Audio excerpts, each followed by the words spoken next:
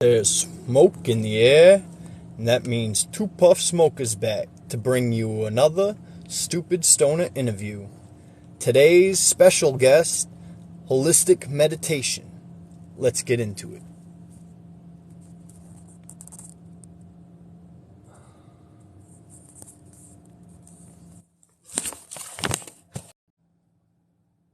We need to get out of this dead zone.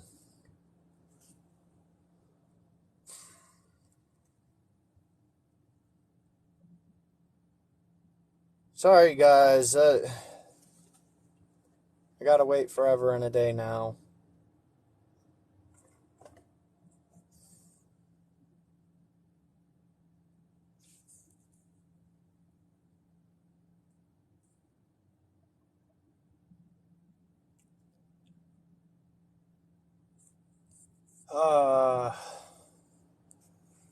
The longer they take inside, the longer this is going to take to get a good connection.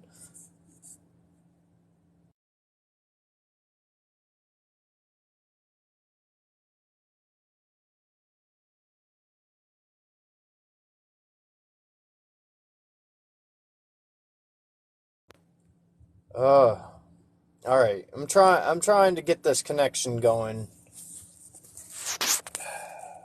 Fortunately, Six Flags was poorly planned as usual due to weather.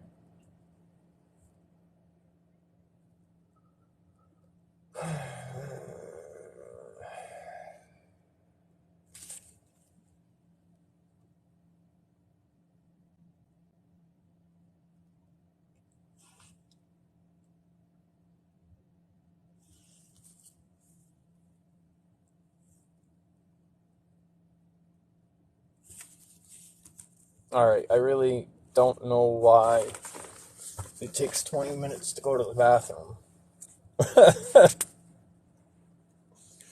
Ay, caramba.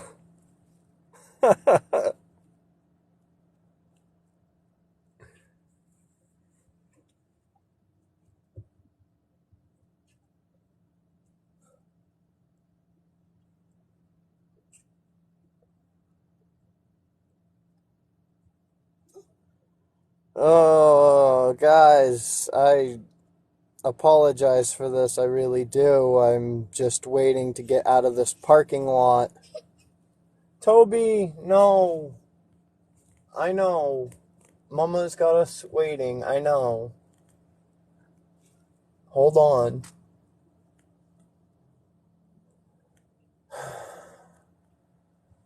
Ay, ay, ay.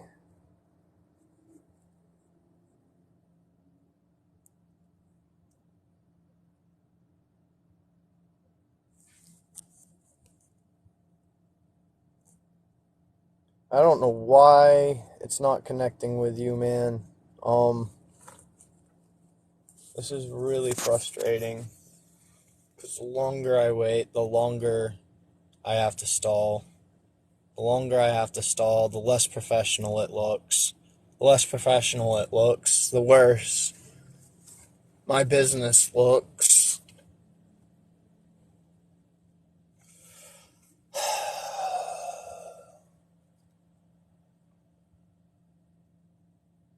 Ay, ay, ay. I'm trying, guys. I'm trying. The only thing I could literally do is literally go into the store, leaving the kids in the car, and dragging her out of the bathroom. But I'm not going to be doing that.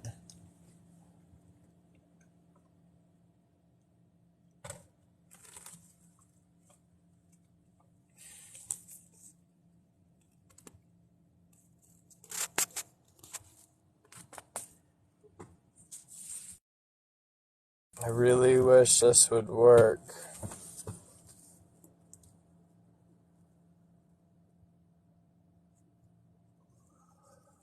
Ay, ay, ay.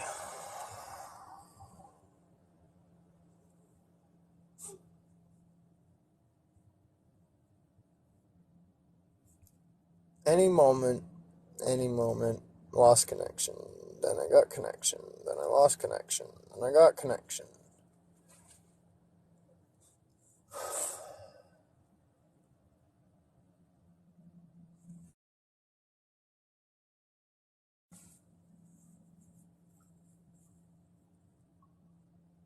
She would do this.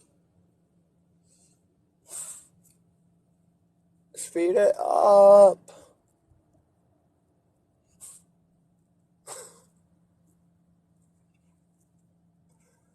Only waiting on you to broadcast.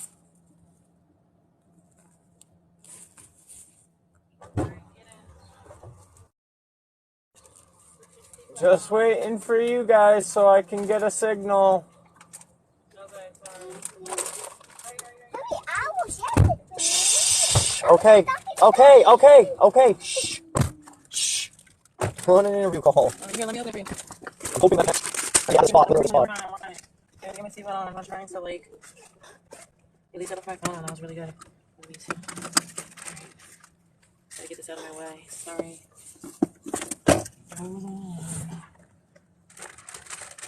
I'm sorry. Oh, it's fine. I'm live right now. I've been live. Yep.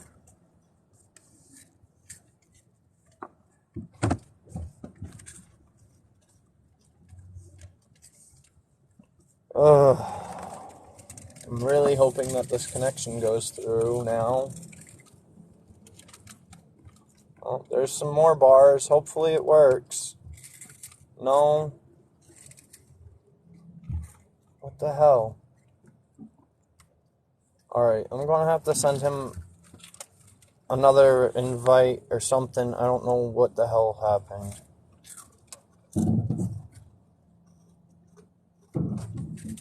Alright, I'm gonna have to send you another invite because it's not...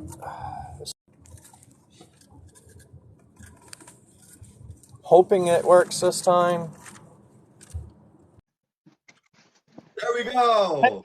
Oh man, finally! Holy moly! I had to get out of the parking lot that I was at going pee because we had no connection. I apologize. No, you're okay. I assumed that's exactly what was going on, dude.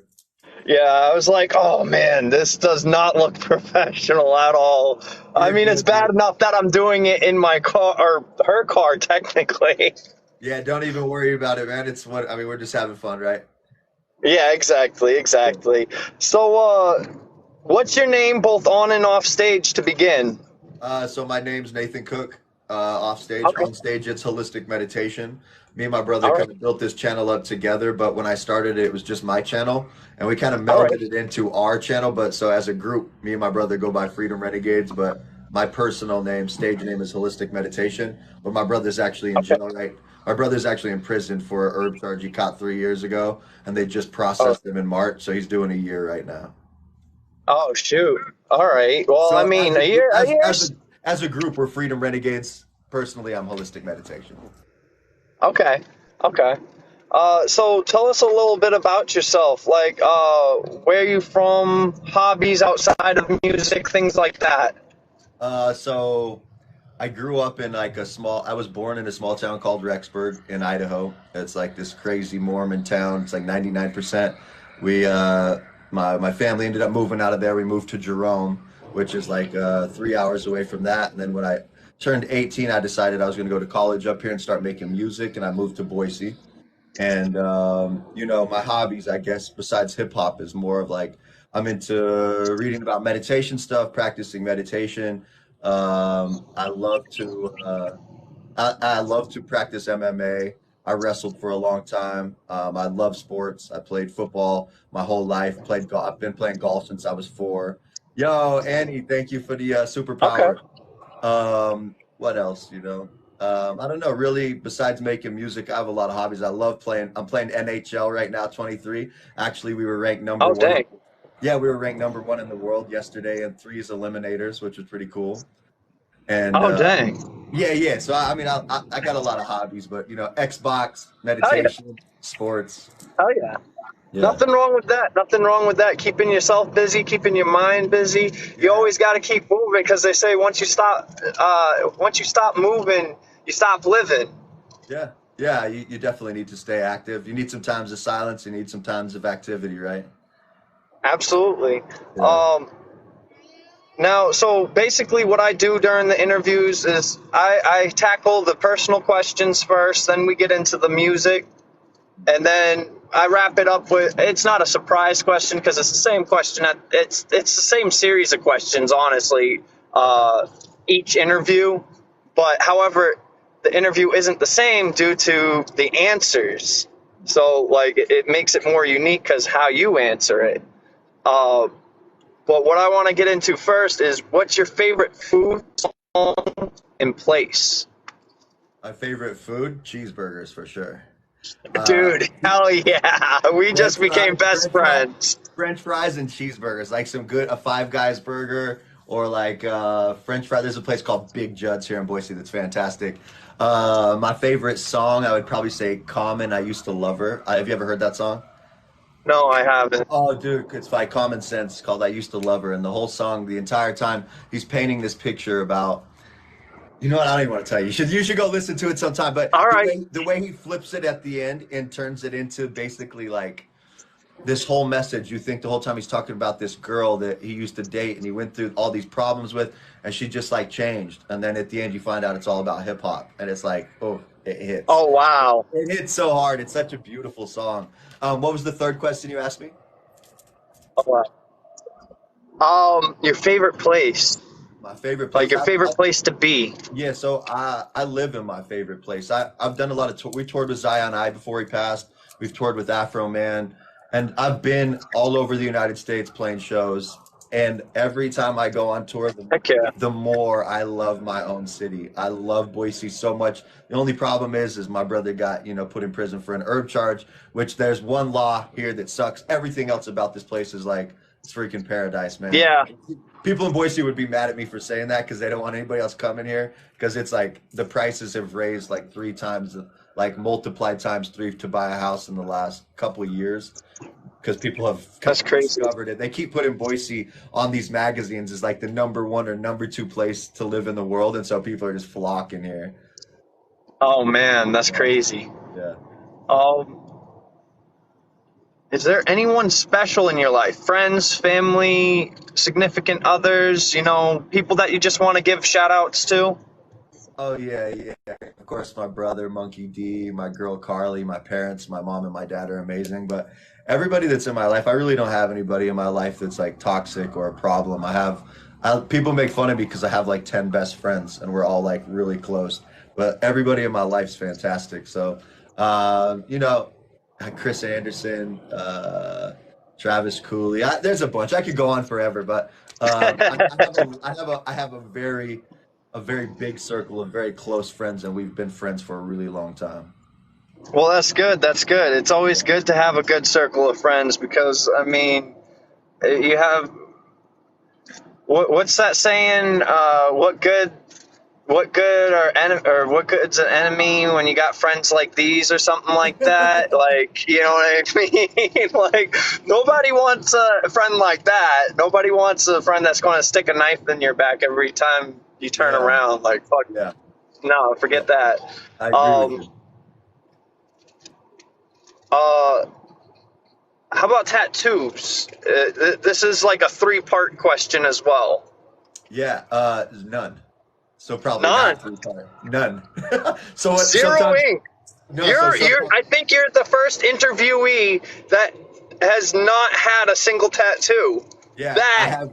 that is a feat right there. Yeah, yeah. Me and my brother, neither of us have tattoos. I bought these fake sleeve tattoos for when I go live. Sometimes I'll just put them on. They're like a couple dollars on Amazon. You get like 20 of them for like $6, and they look pretty. I wish I had them sitting out. I'd pull them out for you right now. But they look pretty They're pretty damn cool. convincing. I love tattoos. I love the way tattoos look. I've just never found anything. I'm like, if I found something I loved enough, I would seriously put it on. I just haven't found anything. I would love to get a sleeve or something, but I just never. It's got to be something that just kind of calls out to you, and and you're like, I need to put that on my body. Yeah, Like, and there's like also I'm a little like hesitant because I was watching the process of how like tattoos, your body's constantly eating away at the ink and then processing it through the kidneys. And so that made me a little hesitant. That's why I yeah, get grades because it's constant. That's why lasers can break them down. They like make it into small enough pigments for your body to start breaking down and processing. And so that makes me a little hesitant, but I'd probably do it. I'm gonna die anyway, right?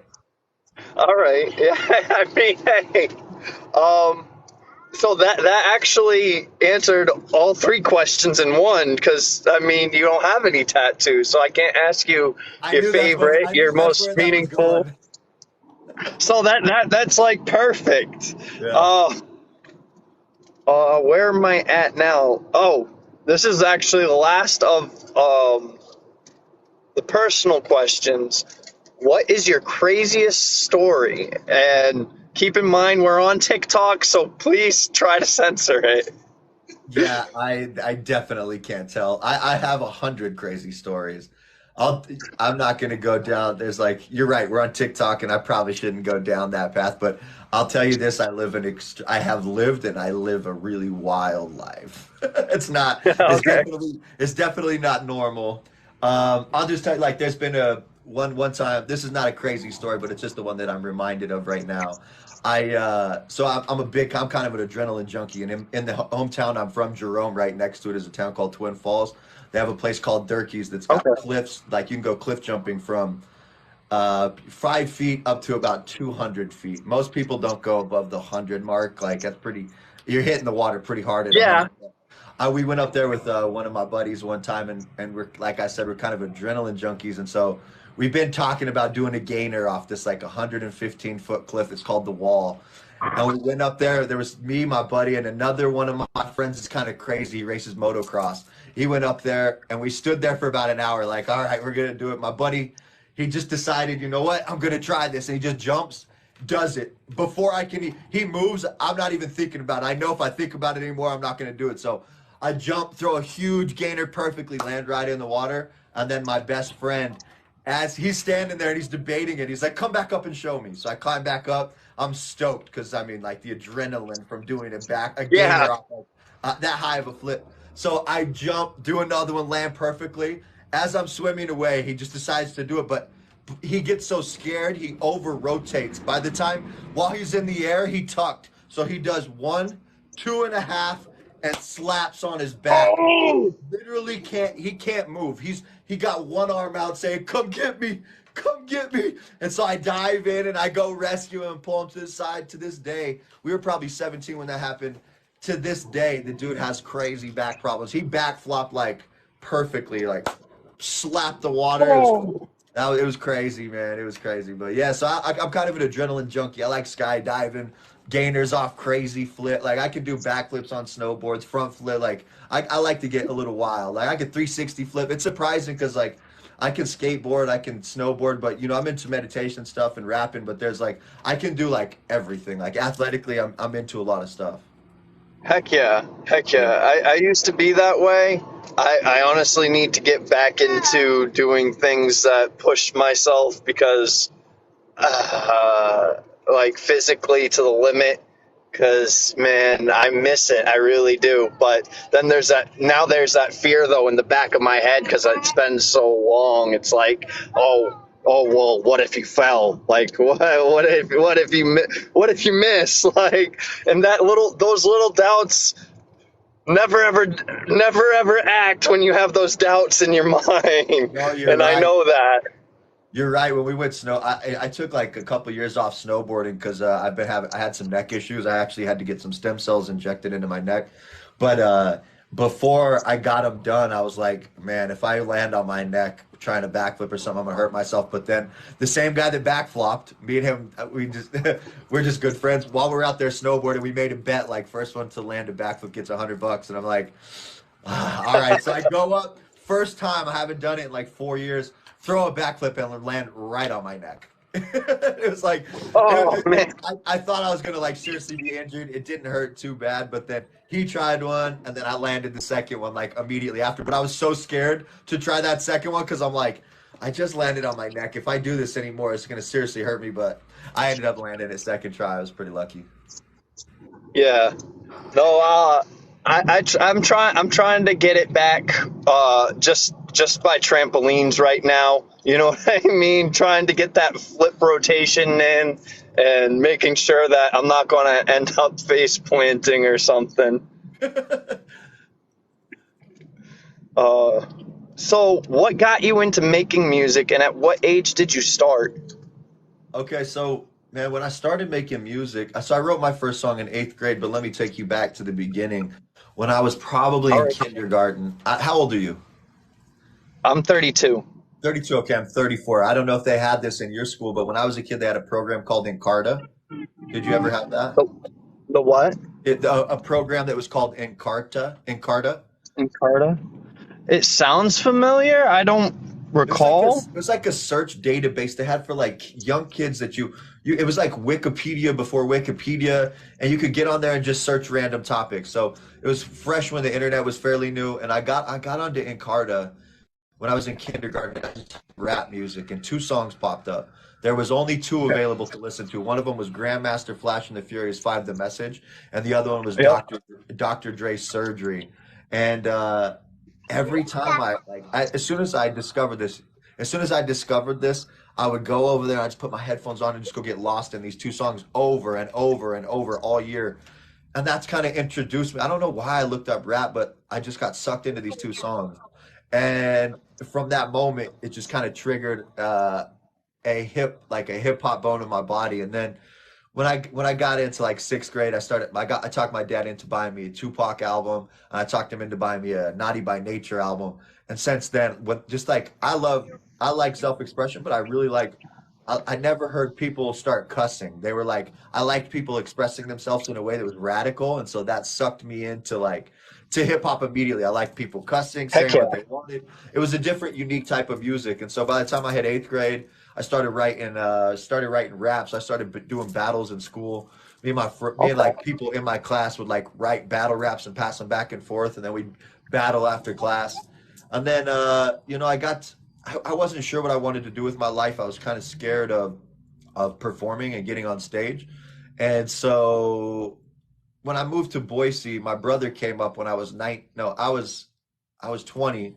He was 18, and I had a fake ID. And my brother actually, there was a bar I could sneak us into, so we both went in there. I hadn't even started fully rapping yet. I was kind of writing rhymes, but I was so scared to get on stage. I didn't think it was going to go anywhere. Well, as I'm buying a drink, I look over, and my brother just jumps up on stage in a karaoke contest and just starts freestyling to an Eminem "Lose Yourself" beat, and Okay. the whole place gathers around him. The entire fucking bar was like completely surrounding the dude, and he's just going off, and I'm like, man, if my brother can do this, I can do this too. And so from that day, we just decided, yo, let's actually start making music. And then I got over my fear of stage fright. We went and found a professional studio up here. That was before, and then like probably like 3 years later, I started my own studio. Taught myself to mix, master, rap, everything, edit videos, all that stuff. So it was kind of just a process of when I moved to Boise to go to school. After 3 years, I was like, this is a waste of my time, and dropped out, started making music, and then here we are today. Hell yeah. Hell Yeah. yeah. And I gotta say, every time I come across your lives, you're always spitting some crazy ill freestyles. Just name anything in the comments and you're just going with it. You guys are crazy on the mic. Yeah, thank you, man. I appreciate that.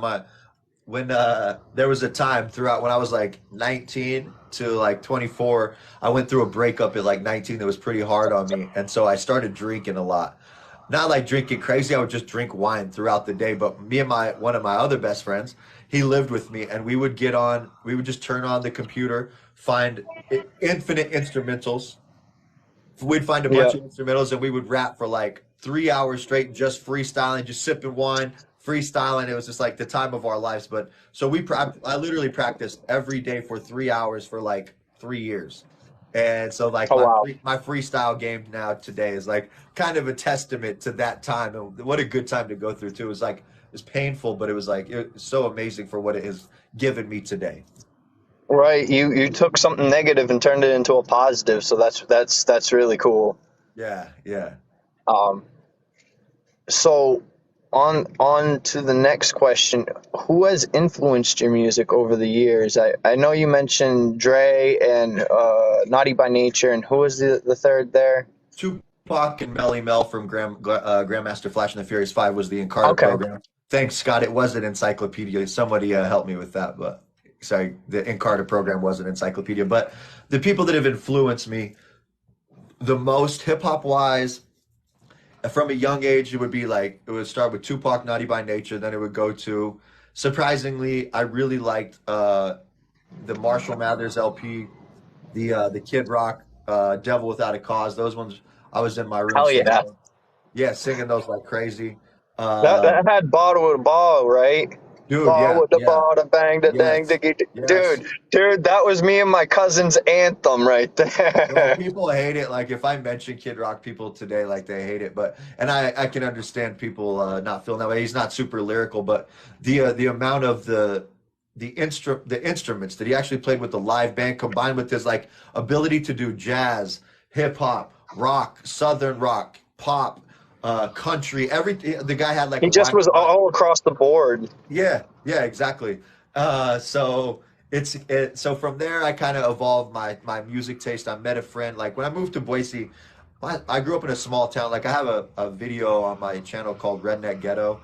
It's on YouTube if you want to look it up. Holistic meditation, Redneck Ghetto. Kind of Okay. describes where I grew up at. Like it's a very like the Redneck Ghetto is a good way to describe it. But I kind of moved up here and met some very intelligent people when I in my like little complex that I moved up to.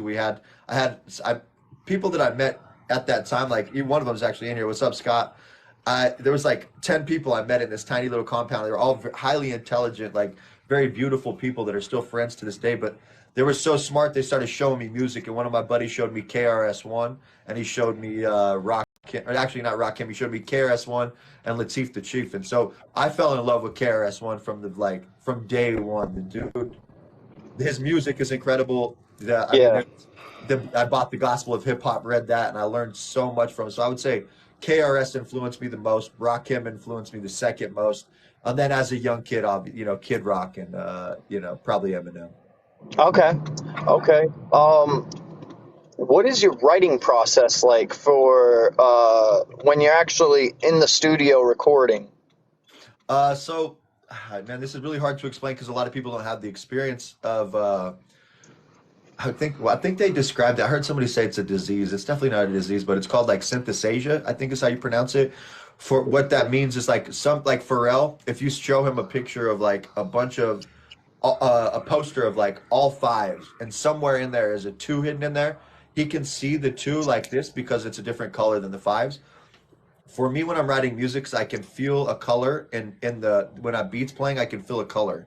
And so it's very mild, but I have like it's a mood and a color for me. So I find a beat and I listen to it for about an hour, something I really love, and there's a certain color and a certain mood to it. As I'm writing, I never bring old stuff in. I sit with it, find the mood, and whatever that mood is, I'm gonna find a story that fits that idea.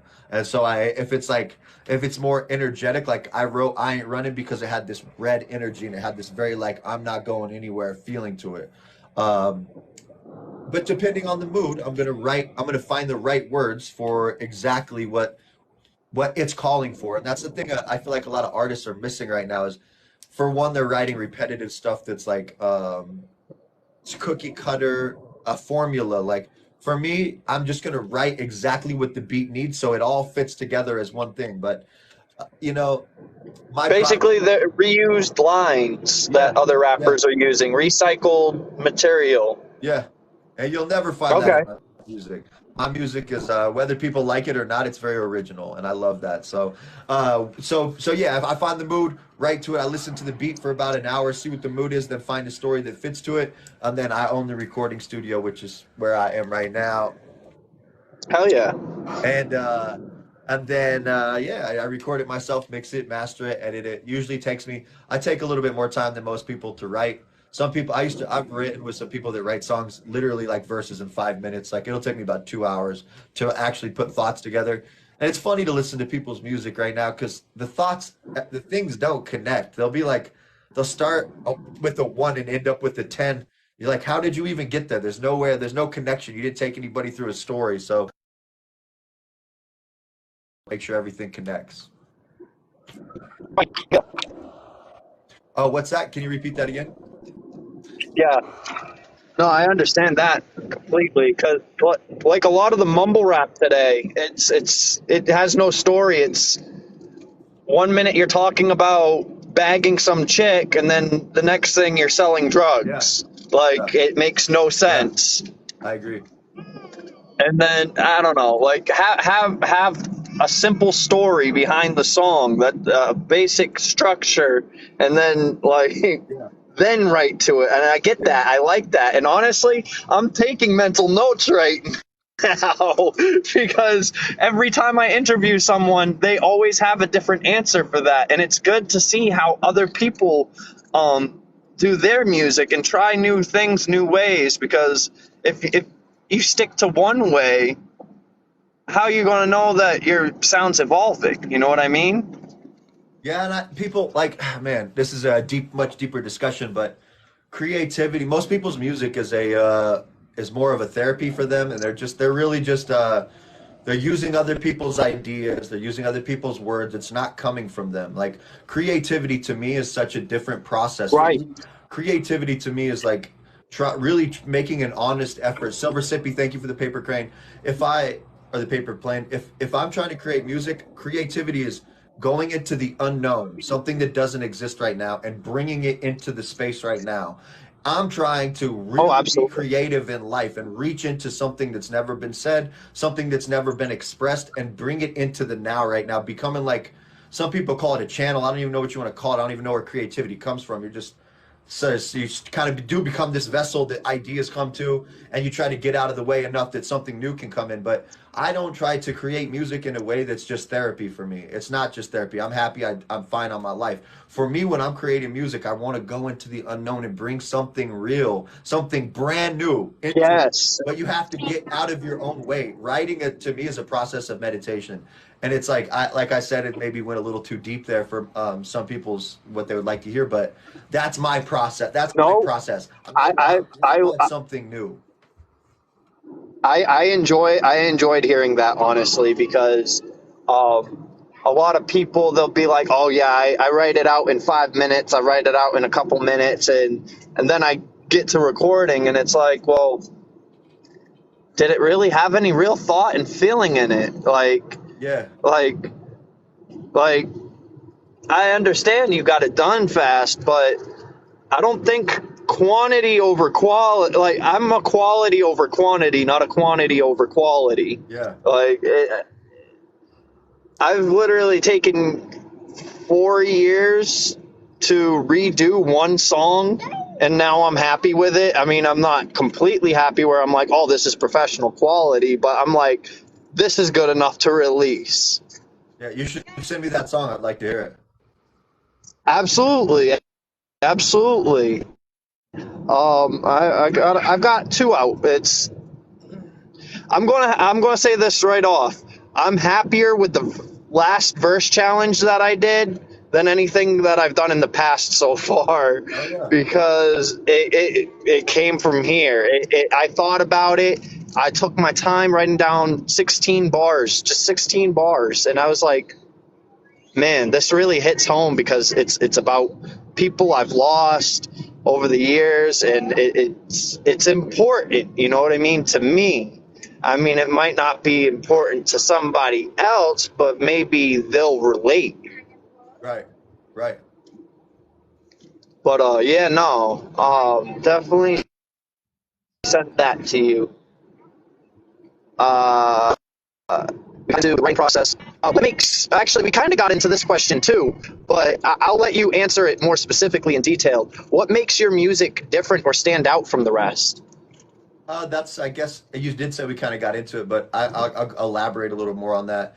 When I write my music, it comes from my heart, and not just like most people say, oh yeah, like I'm coming from a heart-centered place. Like, no, what I mean is like, I'm not writing something else. I'm writing something the way that I feel, and people either resonate with that or they don't. And my style of music is not like, if you go listen to my albums, you're not going to find anything you've heard somewhere else. That's for damn sure.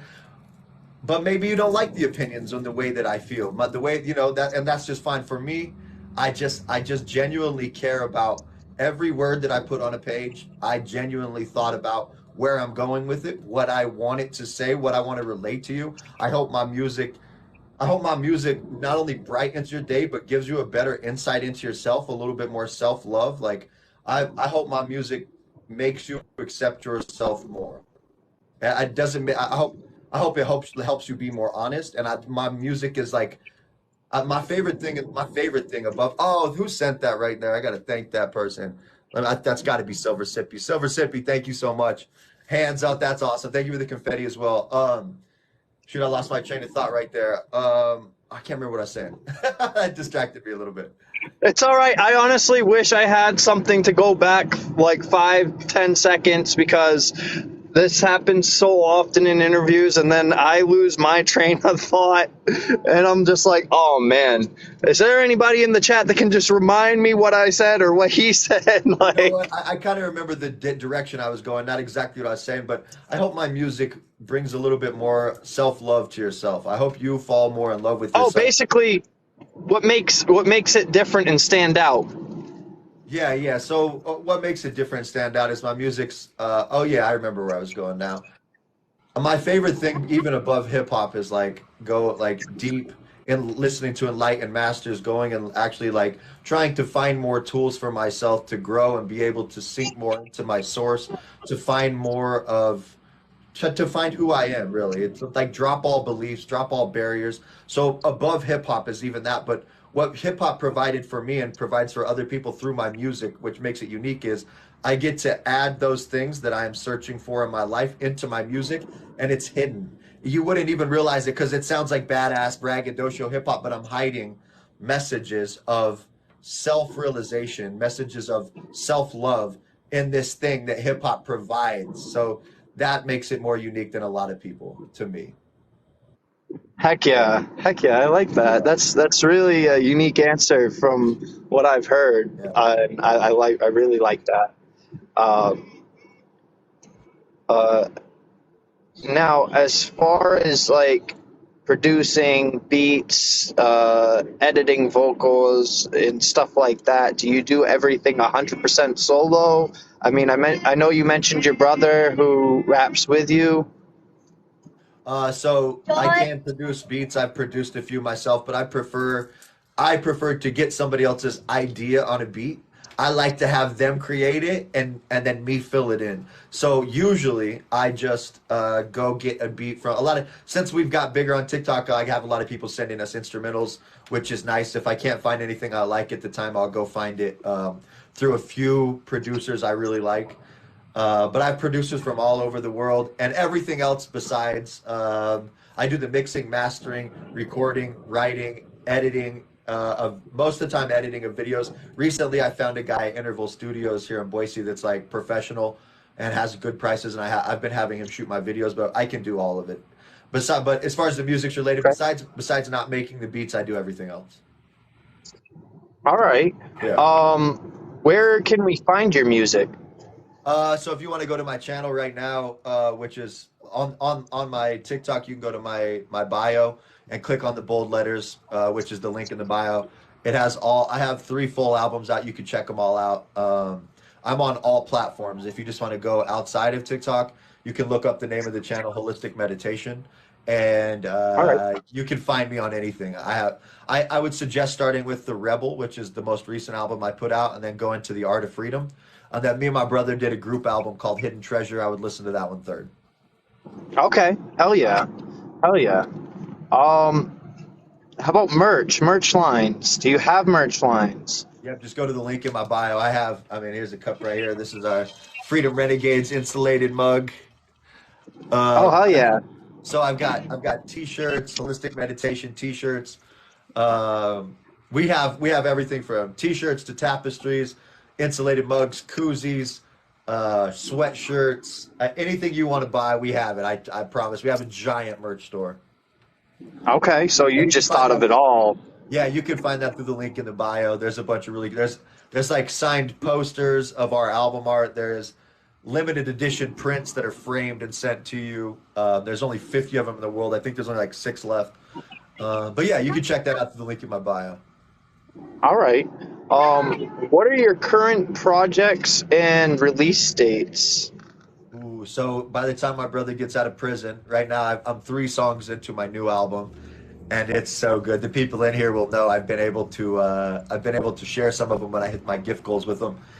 And I can't decide if I'm gonna call it I Magi Nation, like imagination, but bro, oh, Silver Sippy with the balloons, thank you. Like I Magi, meaning like magicians, like a nation of magicians, or I'm gonna call it Sacred Sound. Okay. I can't decide, but that'll be out as soon as my brother gets out of prison. But if you're a part of my Oh, TikTok channel, if you're part of the TikTok channel, you're gonna get to hear them all before they even come out, and maybe even win them if I hit the gifts. So as I hit gift goals, I share them and send them to the top 10 heck gifters. yeah.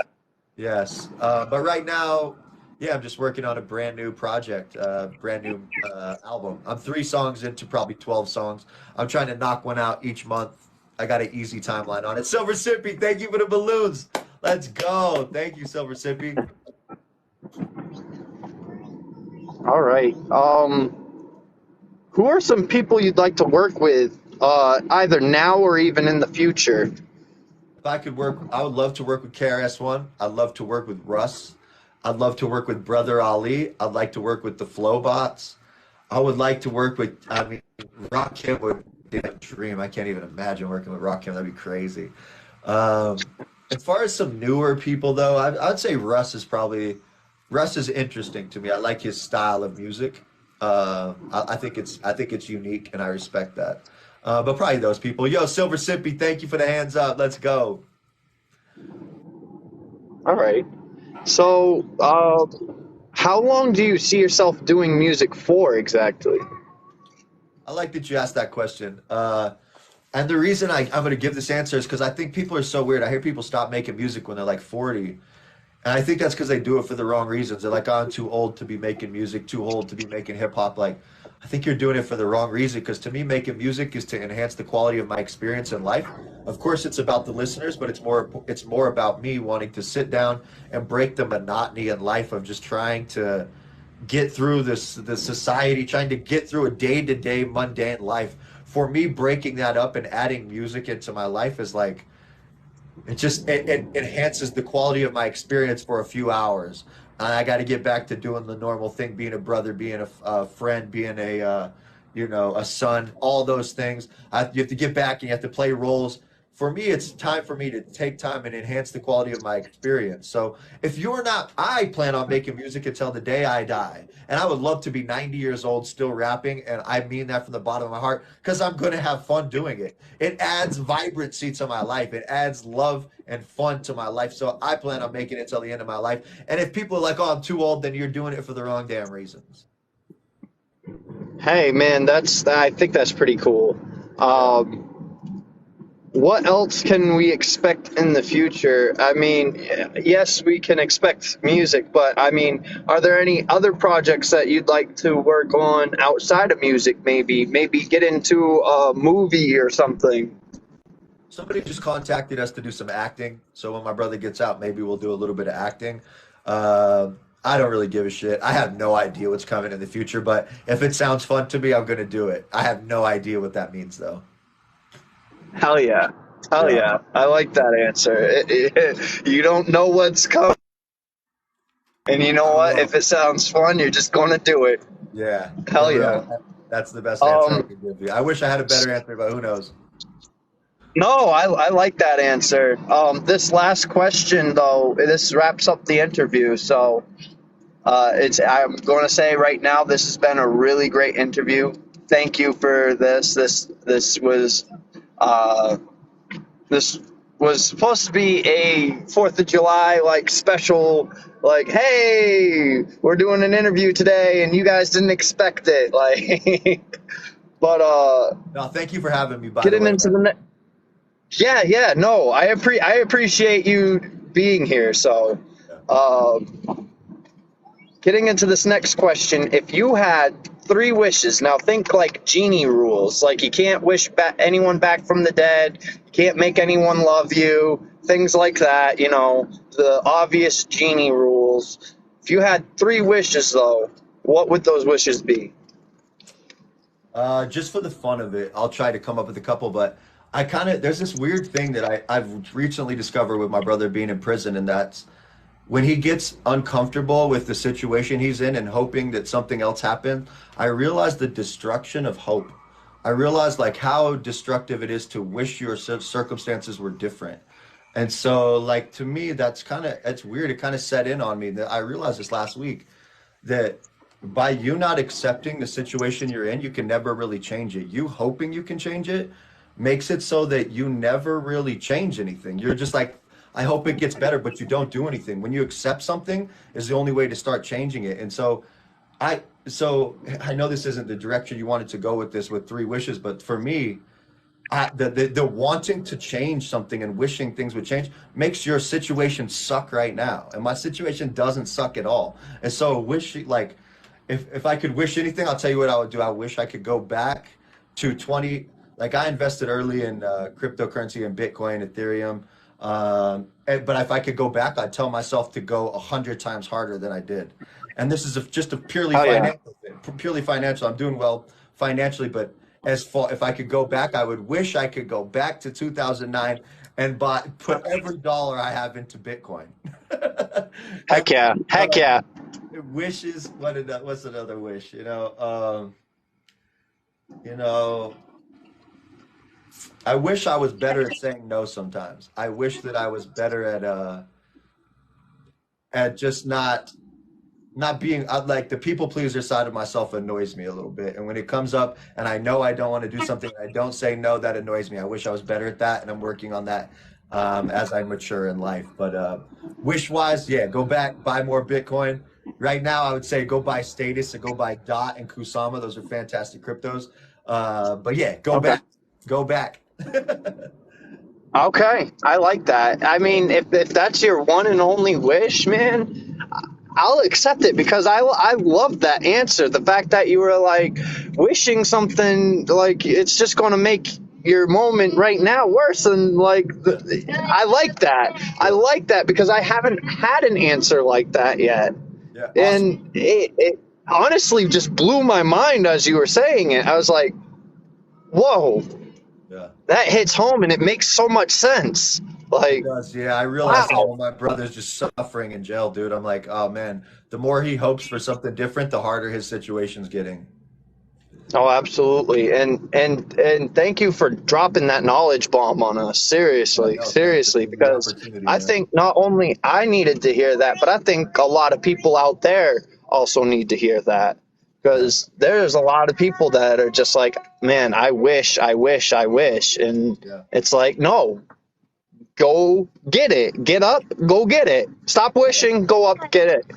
yeah, Like that's it. Just take yeah, the actions, take the steps. You're going to get it. Just believe in yourself, believe in what you're doing. yeah. I love that. And you reminded me too of like, like there's a part of ourselves that's very animalistic that we kind of want to ignore. And I like what you said because what it made me realize is like that part of yourself that's animalistic, like the greed, the jealousy, the envy, the survival instincts. Like people want to pretend they don't have them rather than accept them and embrace them and understand them so they can transform. When you pretend you don't have them, nothing can change. And that's the same thing as wishing. When you actually realize, like, yeah, I have greed, I have anger and jealousy. When you really look at it honestly without running from it, it gives you the opportunity to transform those things by looking at it without judging it. And so the animal can never transform into something divine until it realizes that it actually is dealing with these things, and they're a gift if you really look at them.